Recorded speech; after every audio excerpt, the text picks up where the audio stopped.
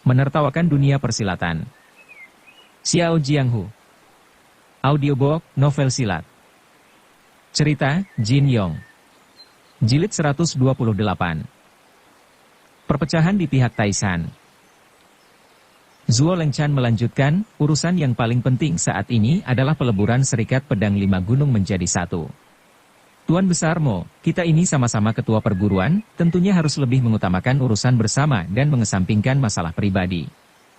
Apapun itu asalkan menguntungkan perguruan, sudah sepantasnya harus didahulukan, sedangkan masalah budi dan dendam harus dihindari. Maka dari itu, saudara Mo, urusan yang sudah-sudah tidak perlu kau pikirkan lagi. Adik Fei memang saudara seperguruanku. Tapi kalau nanti Serikat Pedang Lima Gunung sudah dilebur, dengan sendirinya saudara Mo menjadi saudara seperguruanku pula. Yang sudah meninggal biarlah meninggal, yang masih hidup untuk apa harus saling bunuh. Kata-kata Zuo Lengchan ini terdengar lembut, namun sebenarnya bernada mengancam. Maksudnya ialah, kalau Tuan Besar Mo setuju dengan peleburan Serikat Pedang Lima Gunung, maka masalah terbunuhnya Fei Bin tidak akan pernah diusut lagi dan tidak akan dilakukan perhitungan pula. Dengan mata melotot Zuo Lengchan menatap Tuan Besar Mo dan bertanya, bagaimana, saudara Mo setuju atau tidak? Tuan Besar Mo hanya mendengus tanpa menjawab. Dengan senyum yang dibuat-buat, Zuo Lengchan berkata, mengenai masalah peleburan Serikat Pedang Lima Gunung kita agaknya perguruan Hengshan sudah setuju. Lalu bagaimana dengan perguruan Taishan? Pendeta Tianmen, bagaimana pendapatmu? Pendeta Tianmen lantas berdiri. Dengan suara keras ia berkata, sekitar 300 tahun yang lalu perguruan Taishan didirikan oleh leluhur kami, Pendeta Dongling. Sungguh menyesal, aku terlalu bodoh dan kurang bijaksana sehingga tidak mampu mengembangkan perguruan Taishan menjadi lebih gemilang. Namun begitu, perguruan Taishan yang sudah bersejarah 300 tahunan ini bagaimanapun juga tidak boleh putus di tanganku. Soal melebur Taishan dengan perguruan-perguruan lain sama sekali kami tidak dapat menerimanya. Tiba-tiba di tengah-tengah rombongan Taishan berdiri seorang pendeta berjenggot putih yang kemudian berseru, ucapan keponakan Tianmen ini kurang tepat. Perguruan Taishan kita memiliki lebih dari 400 anggota. Janganlah karena memikirkan kepentingan dirimu sendiri lantas mengorbankan kepentingan banyak orang. Wajah pendeta berjenggot itu tampak kurus kering dan keriput, tapi suaranya ternyata keras dan kuat, pertanda ia memiliki tenaga dalam yang melimpah. Di antara para hadirin ada yang mengenalinya dan lantas berbisik-bisik pada teman di dekatnya, dia bernama Pendeta Yu Jizi, masih terhitung paman perguruan Pendeta Tianmen. Pendeta Tianmen yang berwajah merah bercahaya begitu mendengar kata-kata Yu Jizi itu, seketika mukanya bertambah merah. Segera ia pun berseru, Paman Guru, apa artinya ucapanmu ini? Sejak aku menjabat sebagai ketua perguruan Taishan, dalam hal apa aku pernah mengabaikan kepentingan golongan kita?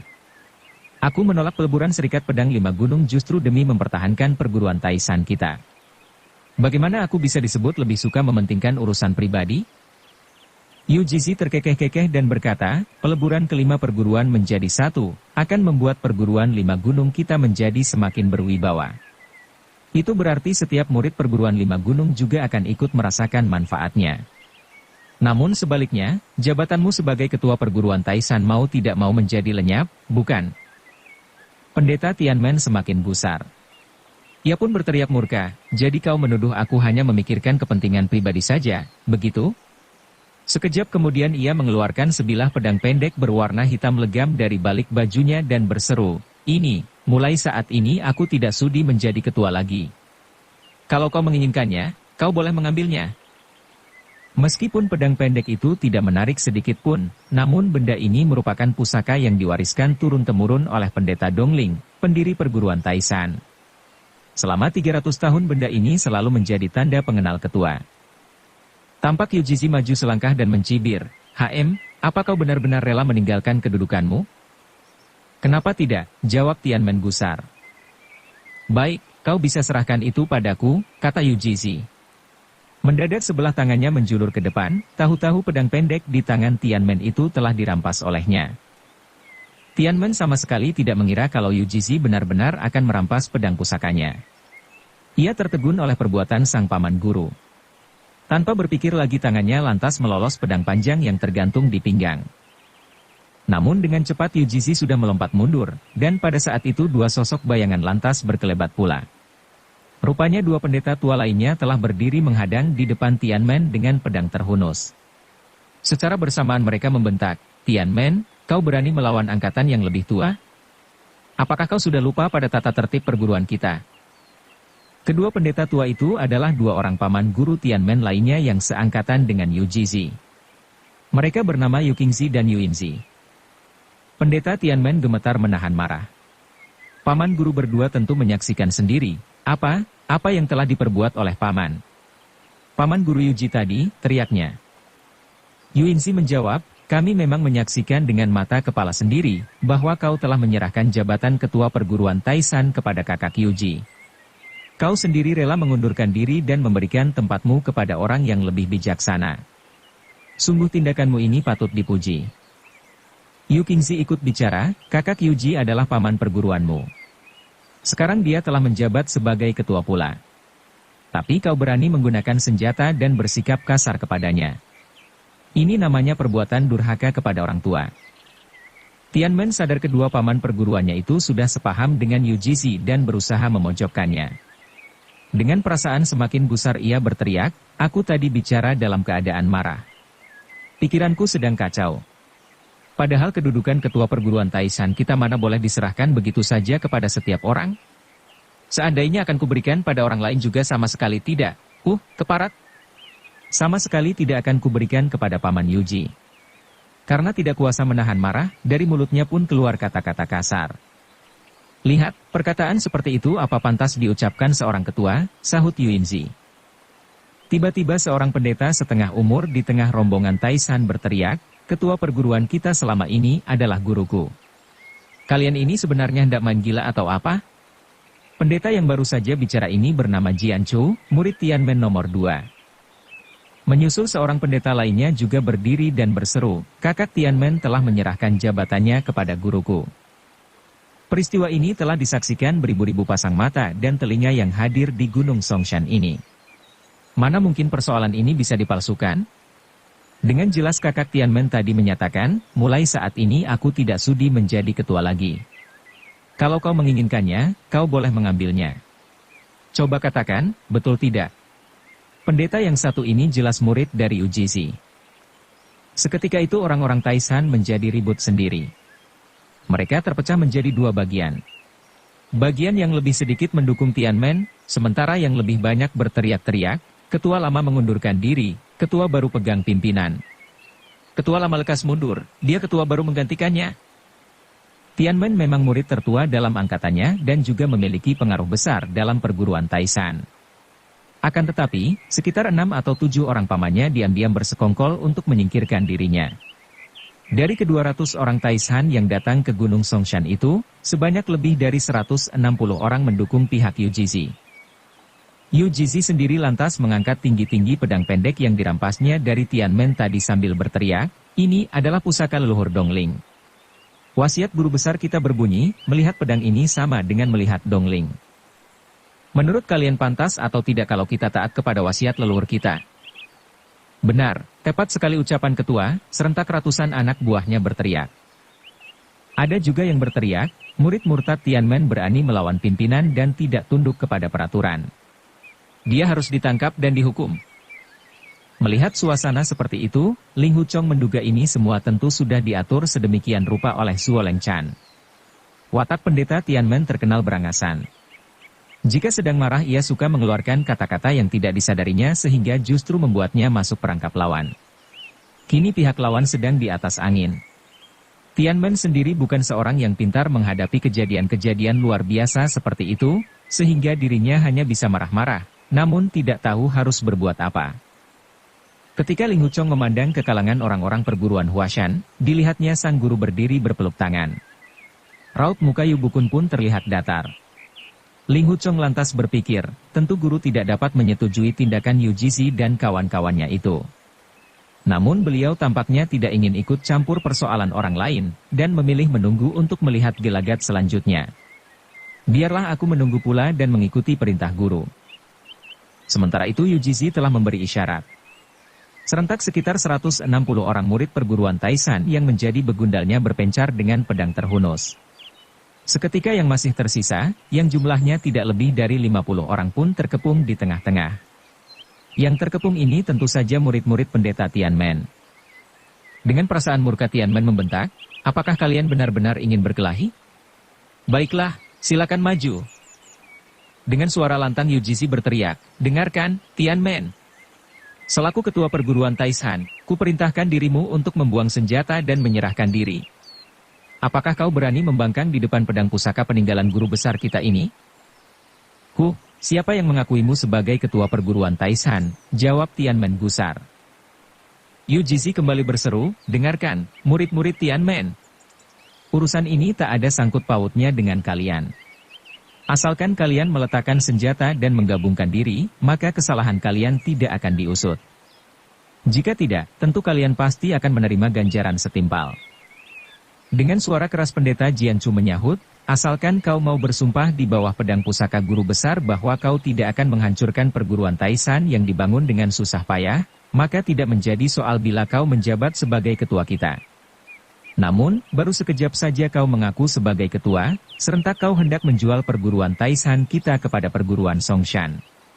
Kau sungguh sangat berdosa terhadap guru besar di alam baka. Kau pasti akan dikutuk oleh setiap orang yang mengaku dirinya sebagai anggota perguruan Taishan. Yu Yinzi memaki, bocah kurang ajar.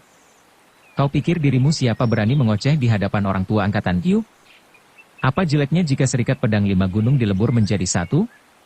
Bukankah perguruan Songshan sendiri nanti juga ikut hilang terlebur di dalamnya? Perguruan 5 gunung itu sudah menunjukkan kalau Taishan ada di dalamnya. Lantas, apa jeleknya peleburan ini? Tianmen menjawab kasar, diam-diam kalian telah main gila dan menjual diri kepada Zuoleng Chan.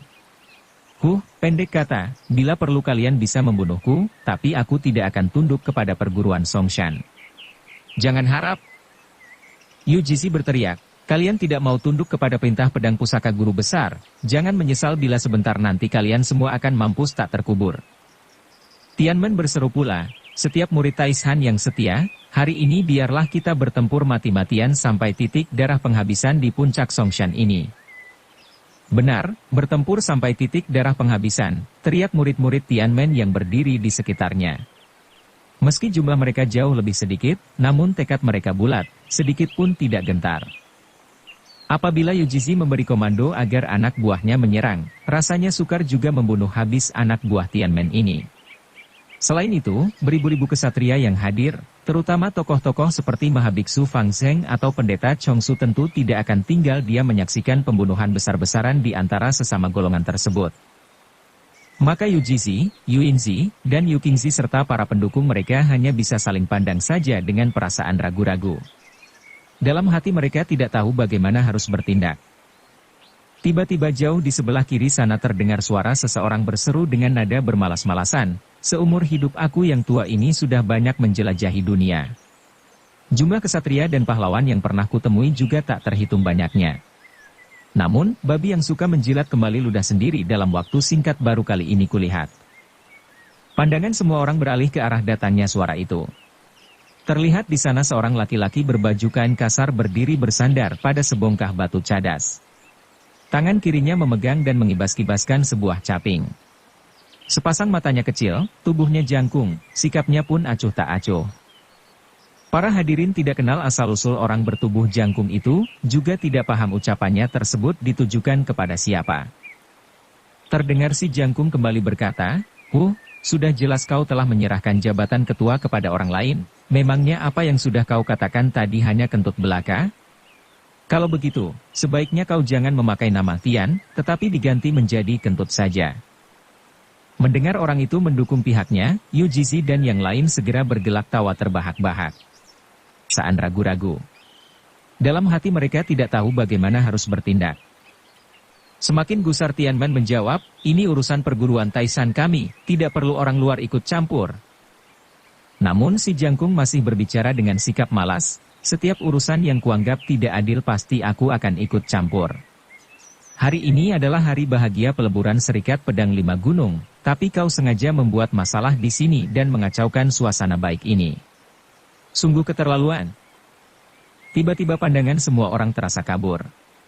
Ternyata si jangkung melompat maju dengan kecepatan yang sukar dilukiskan ke tengah kalangan orang-orang Taisan itu. Capingnya terangkat dan serentak ia menghantam ke atas kepala Tianmen. Tianmen tidak menangkis serangan si jangkung, namun pedangnya lantas menusuk ke dada orang itu. Di luar dugaan si jangkung menjatuhkan diri ke bawah, menerobos dengan sangat cepat melalui selangkangan Tianmen.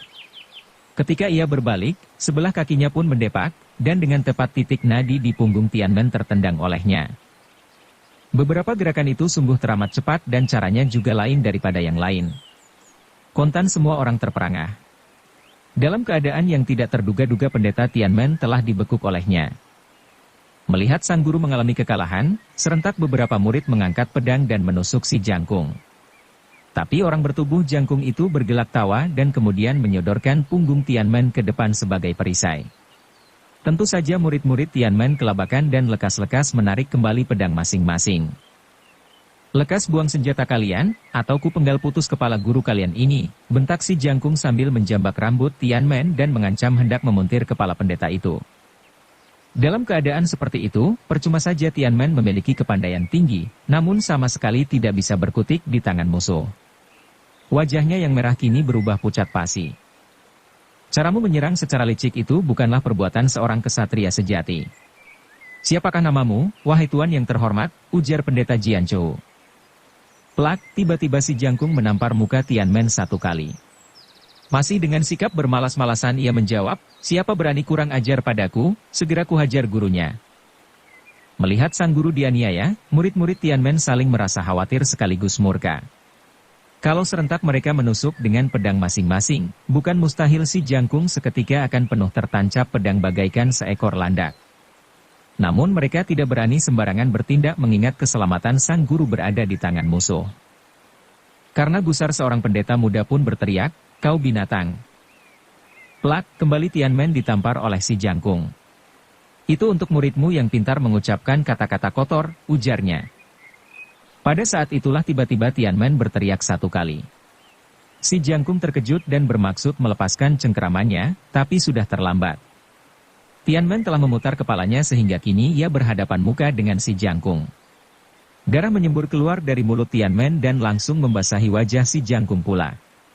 Pada saat yang sama Tianmen secepat kilat mencekik leher orang itu dengan kedua tangan sekuat tenaga. Terdengar suara, krak, satu kali, yaitu bunyi tulang leher si jangkung telah dipatahkan mentah-mentah olehnya.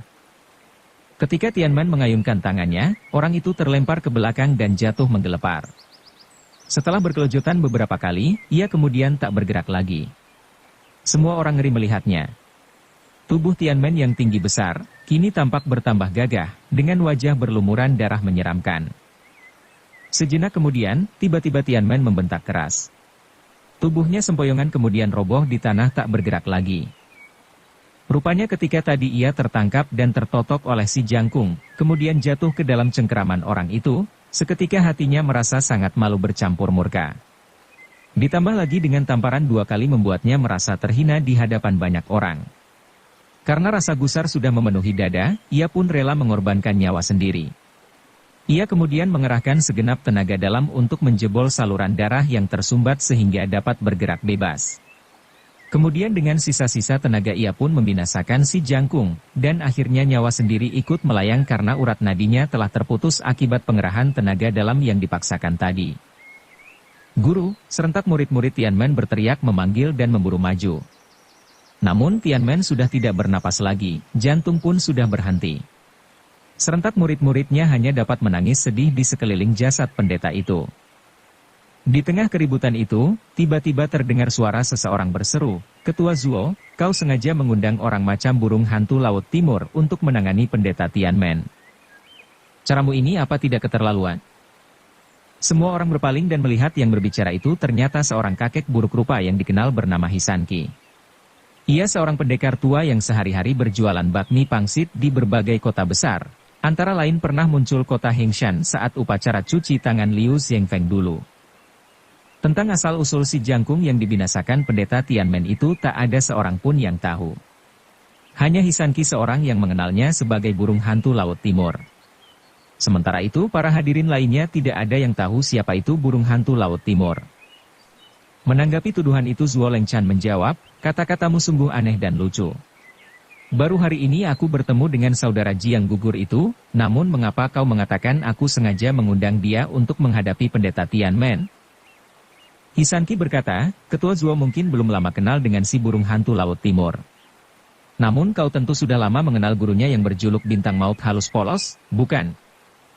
Ucapan Hisanki itu sangat menggemparkan para hadirin yang mendengarnya. Ling Huchong langsung teringat pada saat Yulingshan masih kecil dan suka menangis, maka ibunya sering menakut-nakuti dengan berkata, sudahlah, jangan menangis. Bintang Maut Halus Polos suka menangkap dan memakan anak kecil yang suka menangis.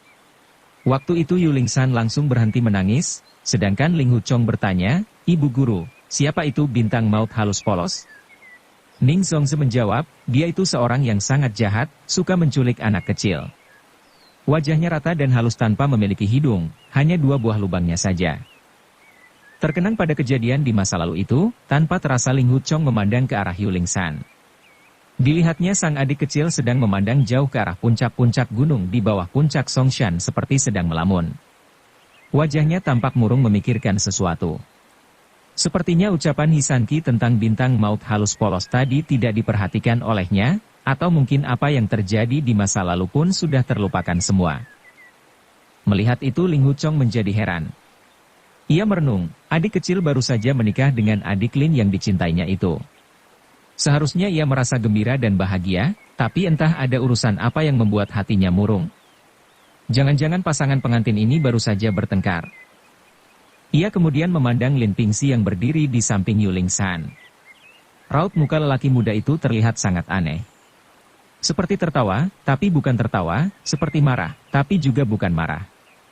Kembali Ling Huchong terkejut, aneh, sikap macam apa itu?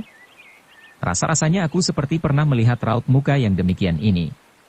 Namun, entah di mana aku pernah melihatnya. Sementara itu terdengar Zuo Lengchan berkata, Pendeta Yujizi, pertama-tama aku mengucapkan selamat atas jabatanmu sebagai ketua perguruan Taisan yang baru. Mengenai peleburan Serikat Pedang 5 Gunung seperti yang kuuraikan tadi, entah bagaimana pendapat pendeta? Melihat Zuo Lengchan mengalihkan pembicaraan dan tidak menjawab pertanyaan Hisanki tadi, maka jelas sudah kalau ia memiliki hubungan baik dengan Bintang Maut Halus Polos, meskipun hal itu tidak diakuinya secara terang-terangan. Tokoh berjuluk Bintang Maut Halus Polos itu telah memiliki nama besar sejak 30 tahun yang lalu, namun hanya sedikit saja yang pernah berjumpa atau bertarung dengannya. Tidak jelas pula ia berasal dari aliran mana. Namun jika melihat sifat dan perbuatan muridnya tadi, maka dapat diperkirakan ia berasal dari golongan hitam. Dengan mengacungkan pedang pendek di tangannya, Yujizi berseri-seri menjawab, mengenai peleburan Serikat Pedang 5 Gunung menjadi satu, kuanggap cara ini sangat bermanfaat bagi kelima perguruan kita dan sama sekali tidak ada jeleknya. Hanya manusia serakah yang mementingkan diri sendiri seperti Tianmen saja yang tidak setuju atas peleburan ini, sedangkan setiap orang yang berpandangan jauh pasti akan setuju. Ketua Zuo, sebagai ketua perguruan Taishan, aku menyatakan bahwa perguruan kami dengan suara bulat menyetujui peleburan Serikat Pedang 5 Gunung kita menjadi perguruan 5 gunung. Segenap anggota perguruan Taishan menyatakan taat di bawah kepemimpinanmu demi perkembangan dan kejayaan kita bersama. Apabila ada orang yang hendak merintangi peleburan ini, maka perguruan Taishan adalah yang pertama-tama akan menghadapinya. Menyusul kemudian ratusan orang Taishan ikut bersorak menyatakan setuju. Perguruan Taishan sepenuhnya mendukung peleburan Serikat Pedang 5 Gunung. Jika ada yang berusaha menentangnya, kami dari Taishan yang pertama-tama akan menghadapinya. Serentak suara teriakan mereka pun menggelegar berkumandang sampai jauh. Mendengar teriakan itu Ling Huchong berpikir, aneh, kenapa teriakan mereka satu sama lain serupa dan bersamaan? Sepertinya mereka sudah dilatih untuk ini sebelumnya. Apalagi kalau melihat cara bicara Yujizi yang begitu hormat kepada Zuo Lengchan, jelas sebelumnya mereka juga sudah bersekongkol dan yang pasti Yujizi tentu telah banyak menerima kebaikan dari Zuo Lengchan. Sementara itu murid-murid pendeta Tianmen yang sedang berduka atas kematian guru mereka yang mengenaskan memilih diam tak bersuara dengan tatapan penuh kebencian. Mereka hanya bisa mengepalkan tangan, menggertakkan gigi, atau mengutuk dalam hati. Zuo Lengchan kembali berseru, perguruan Hengshan dan Taishan telah menyatakan setuju atas peleburan ini. Sepertinya ini memang menjadi cita-cita banyak orang demi kebahagiaan bersama. Maka itu, perguruan Songshan kami dengan sendirinya juga mengikuti suara orang banyak dan siap meleburkan diri. Dalam hati Ling Wuchong mengejek, ucapanmu sungguh manis seolah-olah tidak tahu menahu masalah ini. Kau berpura-pura mengikuti pendapat banyak orang untuk ikut meleburkan diri. Padahal, biang keladi semua ini tidak lain adalah kau sendiri. Terdengar Zuo Lengchan melanjutkan, di antara kelima perguruan sudah ada 3 yang setuju untuk meleburkan diri. Sekarang tinggal perguruan Henshan dan Huashan saja yang belum menyampaikan pendapat. Entah bagaimana pendapat kalian? Ketua perguruan Henshan yang terdahulu, yaitu mendiang Biksuni Dingxian pernah beberapa kali berunding denganku mengenai peleburan ini. Waktu itu beliau juga sangat setuju, begitu pula Biksuni Dingjing dan Biksuni Dingyi juga setuju. Tiba-tiba dari tengah rombongan perguruan Henshan berteriak seorang perempuan bersuara lembut, "Ketua Zuo, ucapanmu ini sangat tidak benar." Sebelum guru dan kedua bibi kami wafat, beliau bertiga justru menentang keras masalah peleburan Serikat Pedang Lima Gunung ini. Justru beliau bertiga meninggal dunia secara berturut-turut adalah karena sangat menentang peleburan ini. Namun mengapa kau malah memutarbalikkan kenyataan? Semua hadirin pun serentak berpaling ke arah datangnya suara. Ternyata yang berteriak itu seorang gadis cantik berwajah bulat, yang tidak lain adalah Zheng E. Ia termasuk murid perguruan Henshan dari golongan paling muda sehingga kurang begitu dikenal oleh para hadirin di tempat itu. Dengan suara lantang Zuo Lengchan menjawab, "Guru kalian mempunyai ilmu silat tinggi dan wawasan luas bagai samudera, pandangannya juga jauh ke depan dan perhitungannya cermat.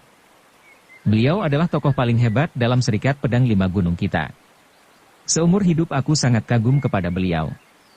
Namun, sungguh sayang beliau telah meninggal di biara Shaolin tempo hari. Andai saja beliau masih hidup, maka jabatan ketua perguruan Lima Gunung hari ini rasanya tidak perlu diperebutkan lagi. Kita pasti sepakat untuk menyerahkannya kepada Biksuni Dingxian." Ketua perguruan Songshan itu diam sejenak, lalu melanjutkan, "Dahulu sewaktu aku berunding tentang peleburan Serikat Pedang Lima Gunung dengan Biksuni Dingxian bertiga, secara tegas aku juga pernah menyatakan apabila peleburan Serikat Pedang Lima Gunung benar-benar terjadi, maka terhadap jabatan ketua perguruan Lima Gunung sudah pasti akan kuminta Biksuni Dingxian yang memegangnya. Saat itu Biksuni Dingxian dengan rendah hati telah menolak usulanku. Namun setelah aku mendesak beliau dengan sungguh-sungguh, akhirnya Biksuni Dingxian tidak menolak lagi. Tapi, sungguh patut disayangkan, seorang kesatria wanita yang belum merampungkan Dharma Bakti itu harus mendahului kita semua meninggal dunia di biara Shaolin. Sungguh kematiannya membuatku sedih dan berduka." Sebanyak 2 kali ia menyebut nama biara Shaolin, seolah-olah hendak mengingatkan para hadirin bahwa kematian Biksuni Dingxian dan Biksuni Dingyi itu adalah perbuatan pihak biara Shaolin. Andai saja pembunuhnya bukan orang Shaolin, tetap saja perguruan tersebut harus bertanggung jawab, karena tempat terjadinya peristiwa itu adalah tempat suci yang diagungkan di dunia persilatan, namun seorang tokoh besar seperti Biksuni Dingxian bisa mati di sana. Tiba-tiba terdengar suara serak dan kasar seseorang berteriak, "Ucapan ketua Zuo kurang tepat. Dahulu Biksuni Dingxian pernah berkata kepadaku, bahwa beliau justru mendukungmu menjadi ketua perguruan Lima Gunung." Zuo Lengchan senang mendengarnya. Ia berpaling ke arah datangnya suara dan melihat si pembicara itu ternyata seorang tua berwajah buruk dan aneh. Kepala orang itu kecil lancip, matanya pun kecil seperti tikus.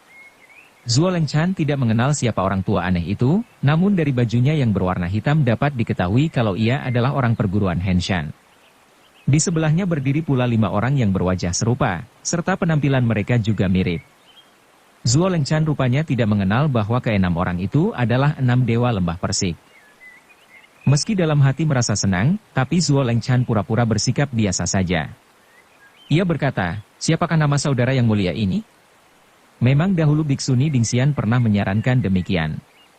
Tapi kalau dibandingkan dengan beliau, mana mungkin diriku ini bisa menyamai? Yang baru berbicara tadi adalah Dewa Akar Persik. Dengan berdehem 1 kali, ia lalu menjawab, "Aku bernama Dewa Akar Persik, dan kelima orang ini adalah adik-adikku." "Oh, aku sudah lama mengagumi nama besar kalian," ujar Zuo Lengchan. "Apa yang menjadikanmu kagum kepada kami?" tanya Dewa Akar Persik. "Kagum terhadap ilmu silat kami atau kagum terhadap kecerdasan kami?" Zuo Lengchan menggerutu dalam hati, sial, ternyata mereka orang-orang dungu yang telah membantai Cheng Buyou. Mengingat pujian Dewa Akar Persik tadi ia pun menjawab sambil tersenyum, baik ilmu silat maupun kecerdasan kalian sudah lama aku kagumi. Ilmu silat kami sebenarnya tidak seberapa, sela Dewa Dahan Persik. Bila kami bernama maju sekaligus memang sedikit lebih unggul daripada Ketua Zuo. Tapi kalau satu lawan satu rasanya kami masih kalah jauh. Dewa Bunga Persik menyahut, namun kalau bicara soal wawasan, jelas kami jauh lebih cerdas daripada dirimu. Benarkah demikian? Balas Zuo Lengchan sambil mengerutkan kening. Sedikit pun tidak salah, sahut Dewa Bunga Persik. Begitulah yang pernah dikatakan Biksuni Dingxian dahulu. Ya, dahulu sewaktu Biksuni Dingxian mengobrol dengan Biksuni Dingjing dan Biksuni Dingi mengenai peleburan Serikat Pedang Lima Gunung, seringkali Biksuni Dingxian mengatakan bahwa orang yang paling tepat menjabat sebagai ketua perguruan Lima Gunung adalah Ketua Zuo dari perguruan Songshan. Kau percaya atau tidak atas apa yang dikatakan Biksuni Dingxian itu? Zuo Lengchan menjawab, itu karena Biksuni Dingxian terlalu memandang tinggi diriku. Namun sebenarnya aku sendiri tidak berani menerimanya. Kau jangan senang dahulu, kata Dewa Akar Persik. Masalahnya Biksuni Dingjing berpendapat lain. Beliau mengatakan bahwa Ketua Zuo memang seorang kesatria, dan jika dibandingkan dengan para tokoh persilatan pada umumnya, juga termasuk tokoh pilihan. Akan tetapi, beliau menganggap kau ini terlalu bernafsu, terlalu mementingkan diri sendiri, berpikiran sempit, dan kurang lapang dada. Apabila kau diangkat menjadi ketua, maka yang paling celaka tentu murid-murid Henshan yang terdiri dari kaum wanita ini. Benar, sahut Dewa Dahan Persik. Maka itu Biksuni Dingxian lantas berkata bahwa calon ketua yang bijaksana sebenarnya sudah tersedia, yaitu 6 orang kesatria sejati di dunia persilatan. Keenam kesatria ini tidak hanya tinggi dalam ilmu silat, namun juga cerdas dan berwawasan luas. Menurut beliau, mereka ini sangat cocok untuk diangkat menjadi ketua perguruan Lima Gunung. 6 kesatria, sahut Zuo Lengchan. Di manakah ke-6 orang itu? Aha, mereka tidak lain dan tidak bukan adalah kami 6 bersaudara ini, jawab Dewa Bunga Persik.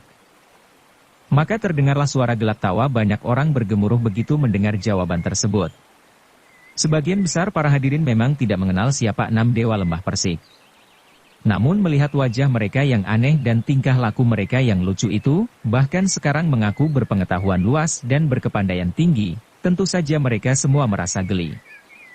Dewa Ranting Persik ikut menyambung, dahulu ketika Biksuni Dingxian menyebut ke-6 kesatria, seketika Biksuni Dingjing dan Biksuni Dingi teringat kepada kami, 6 bersaudara. Serentak mereka pun bertepuk tangan dan bersorak setuju. Apa yang dikatakan Biksuni Dingi ketika itu? Apakah kau masih ingat, saudaraku? Sudah tentu aku masih ingat, sahut Dewa Buah Persik. Di tengah sorak gembira ketiga tokoh itu, Biksuni Dingi lantas berkata, kepandaian 6 Dewa Lembah Persik memang masih di bawah Mahabiksu Fang Seng dari biara Shaolin, juga masih lebih rendah dibanding Pendeta Chongsu dari perguruan Wudang. Tapi jika dibandingkan dengan tokoh-tokoh Serikat Pedang Lima Gunung pada umumnya boleh dikata tiada seorang pun yang mampu menandingi mereka, betul tidak? Biksuni Dingjing menjawab, kalau bicara tentang ilmu silat dan pengetahuan, sebenarnya adik Dingxian masih di atas 6 Dewa Lembah Persik. Namun sayang, kita ini kaum wanita. Untuk menjadi ketua perguruan Lima Gunung yang memimpin beribu-ribu pahlawan dan kesatria rasanya repot juga. Maka dari itu, memang yang paling tepat adalah kita menyarankan supaya 6 Dewa Lembah Persik saja yang menjadi ketua perguruan Lima Gunung. Dewa Daun Persik menambahkan, saat itu Biksuni Dingxian mengangguk dan berkata, apabila Serikat Pedang Lima Gunung benar-benar dilebur sementara 6 Dewa Lembah Persik tidak menjadi ketua, maka sulit rasanya perguruan Lima Gunung bisa berkembang dan berjaya. Ling Huchong semakin geli mendengar ocehan ke-6 orang aneh itu. Ia paham kalau 6 Dewa Lembah Persik sengaja meledek Zuo Lengchan dan mengacaukan pertemuan ini. Kalau Zuo Lengchan berani mengarang ucapan orang-orang yang sudah mati, maka tiada salahnya kalau 6 Dewa Lembah Persik juga membual dan membuat Zuo Lengchan mati kutu. Di puncak Songshan saat itu, selain para murid perguruan Songshan dan beberapa orang yang sudah bersekongkol dengan Zuo Lengchan, sisanya boleh dikata tidak setuju dengan peleburan Serikat Pedang Lima Gunung. Tokoh-tokoh yang berpandangan jauh seperti Mahabiksu Fang Zheng dan Pendeta Chongsu khawatir kalau kekuatan Zuo Lengchan akan bertambah besar, maka kelak tentu akan menimbulkan bencana bagi dunia persilatan. Ada pula yang sejak menyaksikan kematian pendeta Tianmen tadi, timbul perasaan benci dan muak terhadap sikap Zuolengchan yang bengis. Sementara Ling Wuchong dan murid-murid perguruan Henshan yakin bahwa Zuolengchan adalah pembunuh ketiga biksuni sepuh, sehingga yang mereka inginkan adalah menuntut balas, dan mereka pun menjadi pihak yang paling tegas memusuhi perguruan Songshan. Maka mendengar ocehan 6 dewa lembah persik itu serentak para hadirin banyak yang tersenyum senang, bahkan ada yang tertawa terbahak-bahak. Kemudian terdengar suara seorang hadirin berseru, 6 dewa lembah persik, apa yang diucapkan Biksuni Dingxian bertiga itu, siapa lagi yang mendengarkannya? Sepertinya yang berbicara ini adalah Begundal Zuolengchan. Dewa akar persik menjawab, berpuluh-puluh murid perguruan Henshan juga ikut mendengarkan. Betul tidak, Nona Zheng? Zheng E menahan geli dan menjawab, betul sekali. Ketua Zuo, kau sendiri yang berkata bahwa guruku menyetujui peleburan Serikat Pedang Lima Gunung. Nah, siapa lagi yang mendengar ucapan beliau ini? Wahai para kakak dan adik dari Henshan, adakah di antara kalian yang pernah mendengar ucapan demikian itu dari guru? Tidak pernah dengar, jawab berpuluh-puluh murid perguruan Henshan serentak. Ada pula yang berteriak, tentu Ketua Zuo sendiri yang mengarang cerita demikian. Seorang lagi bahkan menyambung, dibandingkan Ketua Zuo, guru kami jelas lebih mendukung 6 dewa lembah persik sebagai ketua.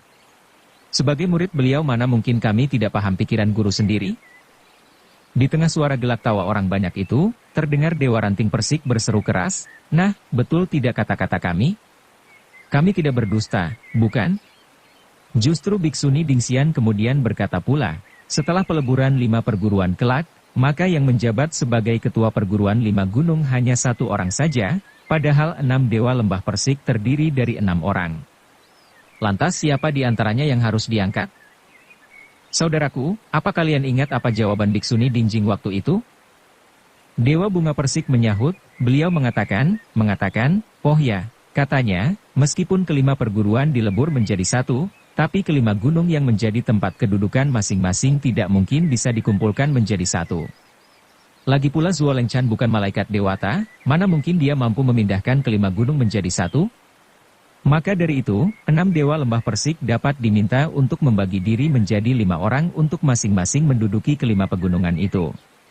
Sisanya, yang seorang lagi bisa diangkat sebagai pemimpin umum. Dewa Daun Persik menyahut, benar sekali. Biksuni Dingi kemudian menanggapi, pendapat kakak memang tepat. Ayah dan ibu 6 dewa lembah persik ternyata berpandangan jauh ke depan dan dapat meramalkan bahwa kelak Zuolengchan akan melebur Serikat Pedang 5 Gunung menjadi 1. Maka, mereka sengaja melahirkan ke-6 bersaudara itu. Anehnya, kenapa tidak melahirkan 5 atau 7 orang saja, tapi pas 6 orang? Sungguh mengagumkan kepandaian ayah bunda 6 dewa lembah persik itu. Mendengar sampai ini, suara tawa para hadirin terdengar semakin ramai. Sebenarnya Zuolengchan telah mempersiapkan pertemuan ini agar dapat berlangsung secara hikmat dan tertib, sehingga disegani oleh para kesatria yang hadir. Tak disangka tiba-tiba muncul 6 manusia dungu yang mengacaukan upacara agung ini. Sungguh gusar hati Zuolengchan tak terlukiskan. Namun sebagai tuan rumah terpaksa ia harus bersabar sedapat mungkin, meski di dalam batin ia mengutuk, setelah urusan maha penting ini selesai, maka ke-6 manusia tolol ini akan kubinasakan. Jika tidak, maka margaku bukan Zuo lagi. Bersambung ke jilid 129. Dukung kami dengan subscribe, follow, like, komen dan share. Terima kasih.